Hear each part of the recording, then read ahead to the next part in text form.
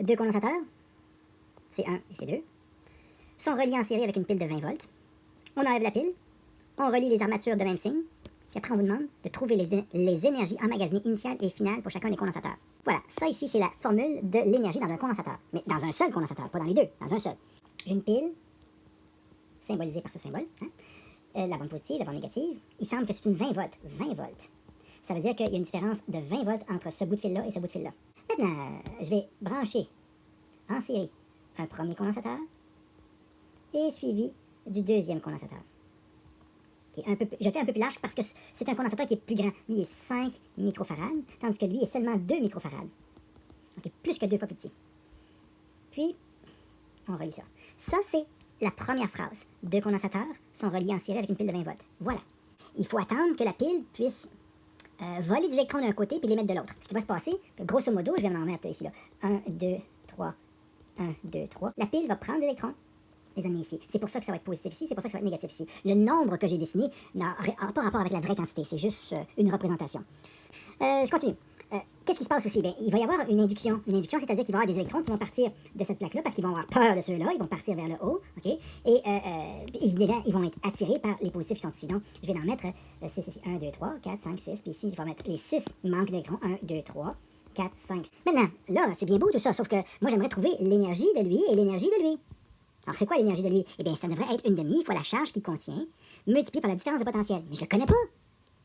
Est-ce que la différence de potentiel devrait être 20? Non, il ne sera pas 20. Mais comment il ne sera pas 20? C'est marqué 20 ici. Pourquoi c'est pas 20 ici? C'est parce que c'est pas 20. Ça, c'est un circuit qui est en série. Okay? Et ce qui va se passer, c'est que le potentiel qu'on voit qui est 20 volts, je vais le marquer ici, ce 20 volts-là, ça ici, ça c'est 20 volts, 20 volts, ça c'est le même fil. Donc c'est 20 volts partout sur le fil. Voilà, ça c'est 20 volts. D'accord. Et de l'autre côté de la pile, je vous l'accorde, ça sera 0 volts ici. Oui, ça va être 0 volts partout sur le fil. Mais ici, je ne connais pas le voltage ici. Ici, c'est la définition de ce que c'est qu'un condensateur. C'est ça ici, le condensateur. Donc, je pourrais peut-être... Ça, je les ai, les grosseurs de condensateur. Okay. Ce que je n'ai pas, c'est le voltage. Ben, le voltage, j'en ai un, c'est 20. Mais je n'ai pas Q. Mais j'ai 20. Mais 20, c'est pas pour ce condensateur-ci, ni pour celui-là. Ce serait pour un condensateur qui serait équivalent à ceux-là. Regardez, je vais en faire un condensateur équivalent. J'ai marqué ici équivalent. Équivalent. OK, on va marquer un condensateur 1, 2. Pas le condensateur 1. Ça, c'est le condensateur numéro 1. Ça, c'est le condensateur numéro 2. Mais je vais faire un condensateur 1 et 2 en même temps. Je vais le dessiner. Voici ma pile de 20 volts. Mon fil. Voici ma première plaque de condensateur. Puis voici ma dernière plaque de condensateur. Okay. Puis ça, ici, ça devient comme un condensateur. Un condensateur, je vais m'attendre. Ce condensateur-là, ce serait un condensateur qui serait le condensateur 1, 2. Okay. Puis, normalement, il devrait avoir 1, 2, 3, 4, 5, 6, les mêmes charges, parce que ceci, c'est la même chose que ça ici. Et ceci, ça va être la même chose ici de l'autre côté. Sauf que je fais disparaître les deux condensateurs pour en faire qu'un seul.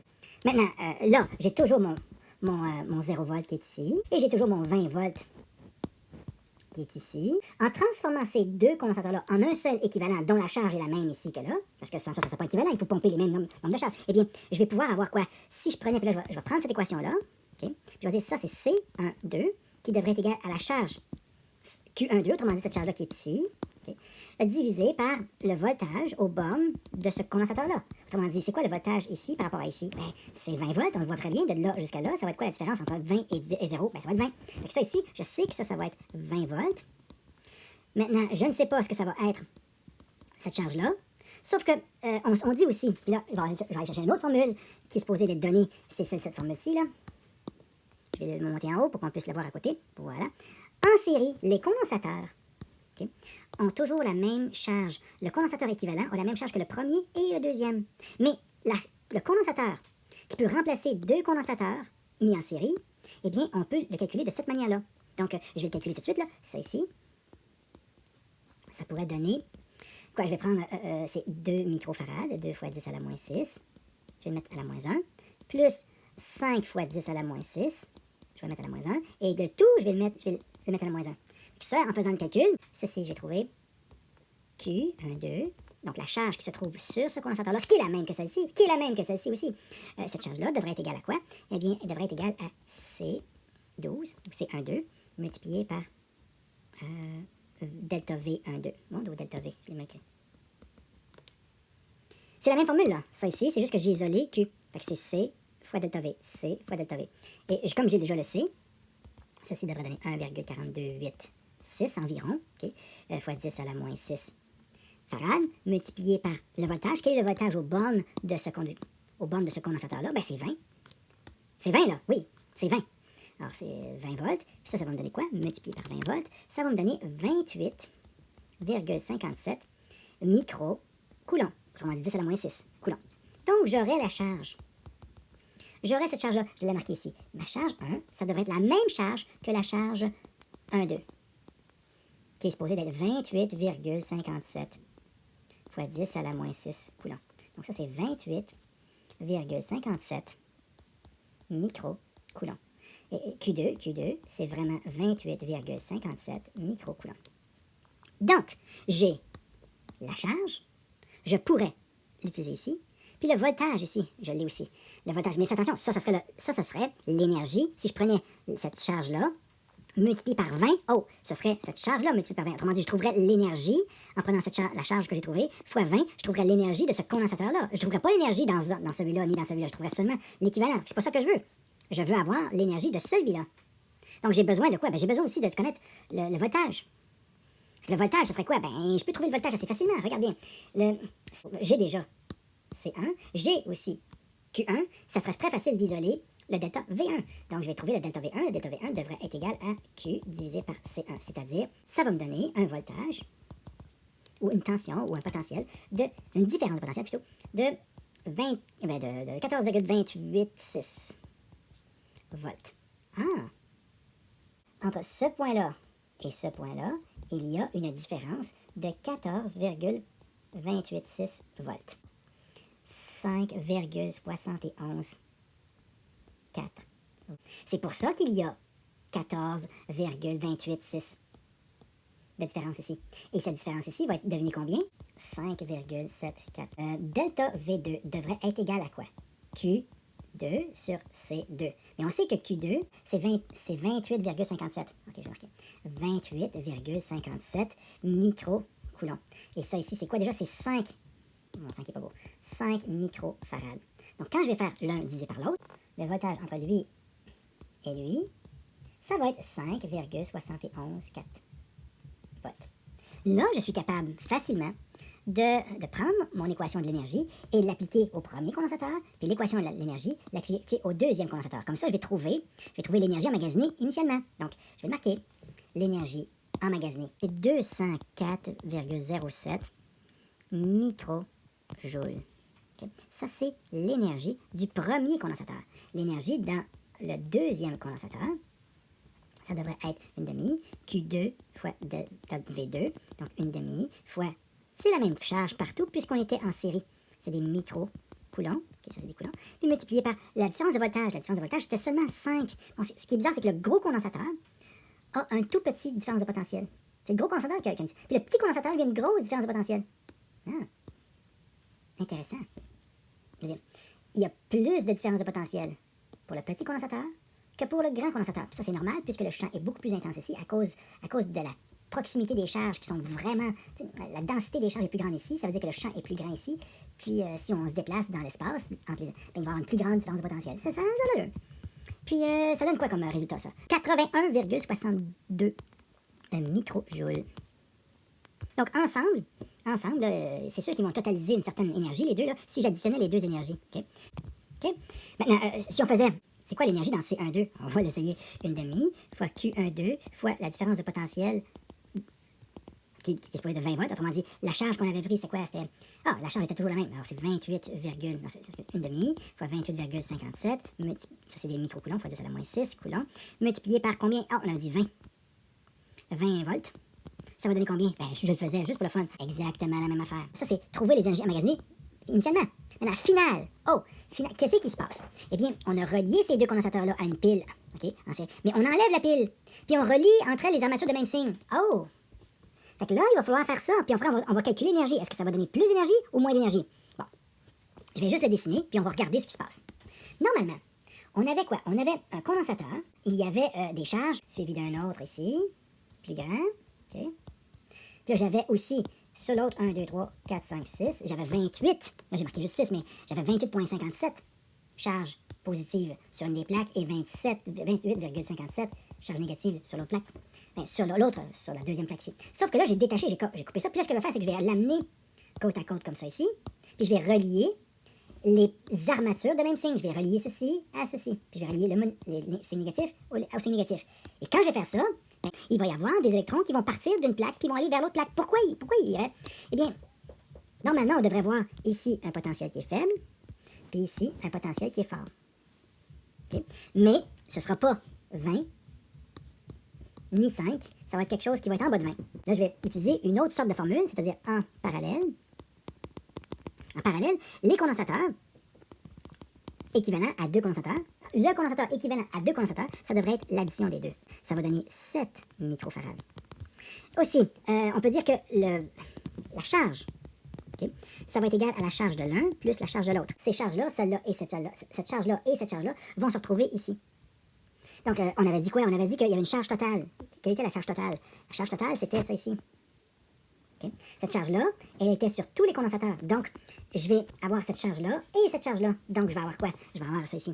Ça, c'était supposé d'être combien la charge? On avait dit que c'était 28,57 microcoulombs plus 28,57 microcoulombs. Donc, la charge qui était présente sur ce condensateur-là et la charge qui était présente sur ce condensateur-là, je les additionne entre elles. Oui, j'additionne les deux. Et je trouve la charge qui va être présente sur un seul condensateur équivalent aux deux autres.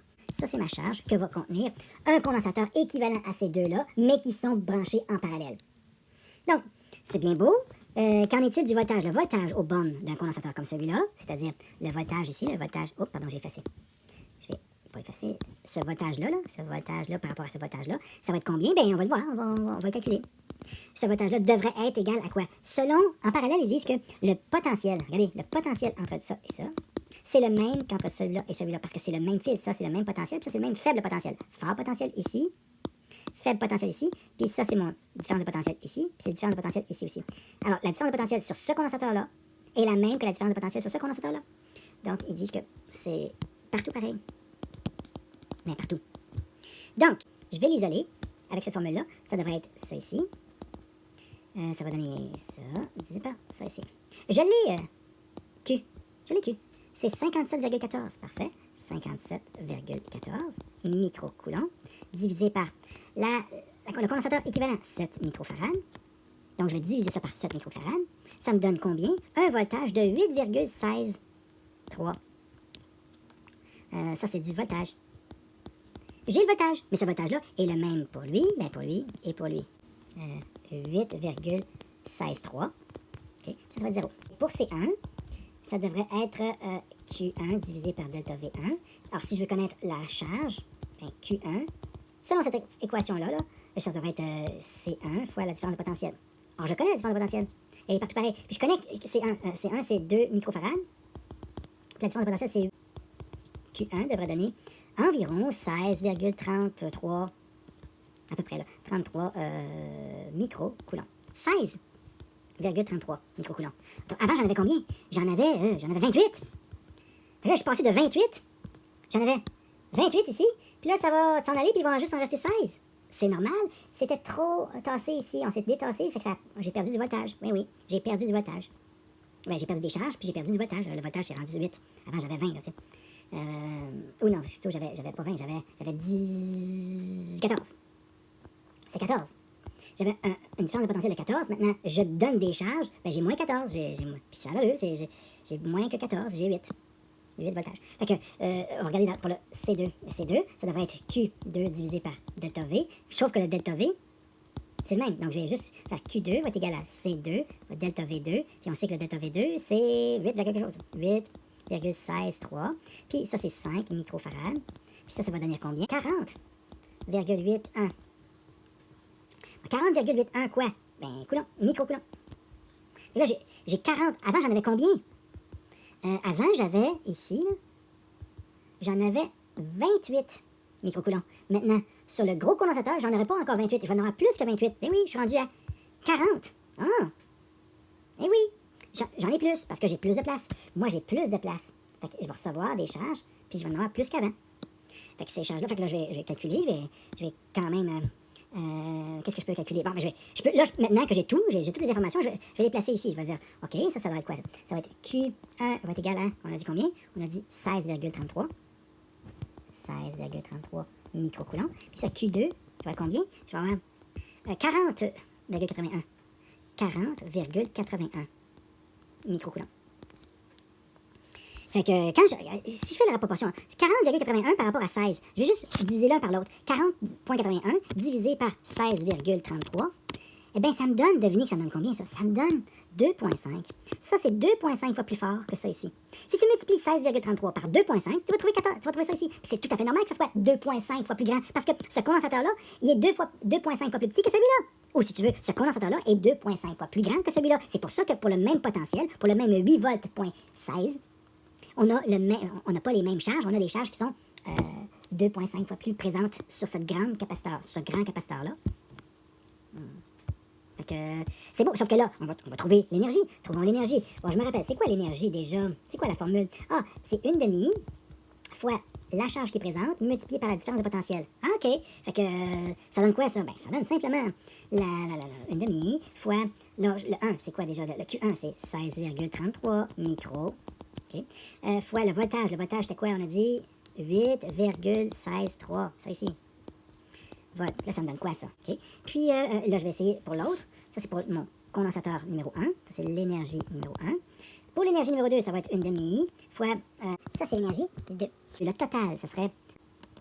Ça, c'est l'énergie totale après. Donc, on avait quoi? On avait avant. Avant, on avait une énergie de 285. C'est-à-dire, cette énergie-là, c'est dans le premier condensateur. Cette énergie-là, dans le deuxième condensateur. Et un total de 285,69 microjoules. Maintenant, on a juste 233. On a perdu l'énergie. Oui, qui a perdu l'énergie? C'est principalement le premier condensateur qui avait 204 microjoules d'énergie. Maintenant, j'en ai juste 66. Eh oui, je suis passé de 204 à 66. Mais l'autre condensateur qui avait pas beaucoup d'énergie dedans, okay, parce qu'il n'y avait pas beaucoup de charge dedans, puis il y avait beaucoup d'espace, il y avait seulement 81 microjoules d'énergie. Là, il est rendu avec 160. Donc, j'ai gagné de l'énergie pour le deuxième. Oui, je l'ai rempli plus. Il y a plus d'électrons qui sont placés sur les plaques. Là. Il y a plus de charge. Mais, en somme, j'ai perdu de l'énergie. Fait que là, je vais pouvoir répondre à toutes les questions. C'est marqué ici, trouver l'énergie emmagasinée initiale pour chacun des condensateurs. Parfait, je l'ai. Les condensateurs ici sont... Ça, c'est l'énergie pour le condensateur après. Ça, c'est l'énergie du deuxième condensateur. Fait qu'on a ces énergies-là qu'on a initialement. Puis les énergies ici, au final, on les a. Donc, on pourrait dire que ça, c'est vraiment... C'est fait, là, je l'ai trouvé. L'énergie est-elle conservée? Bien, la réponse, c'est non. L'énergie n'est pas conservée. L'énergie n'est pas conservée. J'en avais plus avant, puis j'en ai moins maintenant. OK? Il y a eu une création de courant qui a fait en sorte qu'il y a moins d'énergie. Pourquoi? Justifier pourquoi? Ben là, on a tellement bien justifié. On les a calculés. Trouver à nouveau l'énergie finale demandée. Ah, trouver à nouveau l'énergie finale demandée en considérant qu'on relie plutôt les armatures de signes opposés. Oh! OK. Là, il nous demande de refaire le travail, mais faut pas faire ça. Fait que je refais le travail. Regardez bien, je refais le travail. Mes deux plaques, je les fais. OK. Cette plaque-là, cette plaque-là. OK. Sauf qu'à la place, je vous rappelle, j'avais 1, 2, 3, 4, 5, 6, puis je vais mettre mes charges négatives ici. 1, 2, 3, 4, 5, 6. Puis là, je vais fermer ça ici. J'avais mon condensateur numéro 1, qui était vraiment chargé, vraiment à bloc, là, parce que c'est un petit condensateur, mais il y a beaucoup de charge dedans. OK? Il n'y a pas beaucoup de charge. Il y a une certaine quantité de charge. Il y a la même quantité de charge sur le deuxième condensateur, sauf que le deuxième condensateur, il est beaucoup plus gros, il est beaucoup moins pacté, il est beaucoup moins tendu. Il y a quand même la même quantité de charge dedans, mais beaucoup plus relax, beaucoup moins tendu. Sauf que là, ce qu'on va faire, c'est qu'on va relier. Je vais prendre ce condensateur-là, puis je vais le mettre à l'envers, comme ça ici. Okay? Puis là, je vais relier les plaques qui n'ont pas le même signe. Oh, ils n'ont pas le même signe. Qu'est-ce qui va se passer? Oh non, si on fait ça, aïe, qu'est-ce qui va se passer? Eh bien, les charges ici, ils vont carrément s'annuler. Ben, il n'en restera plus pantoute. C'est de valeur à dire, mais en C, là, c'est fini, là. L'énergie pour le 1, il n'en restera plus. L'énergie pour le 2, il n'en restera plus. Puis l'énergie totale, il n'en restera plus. Ça va être 0.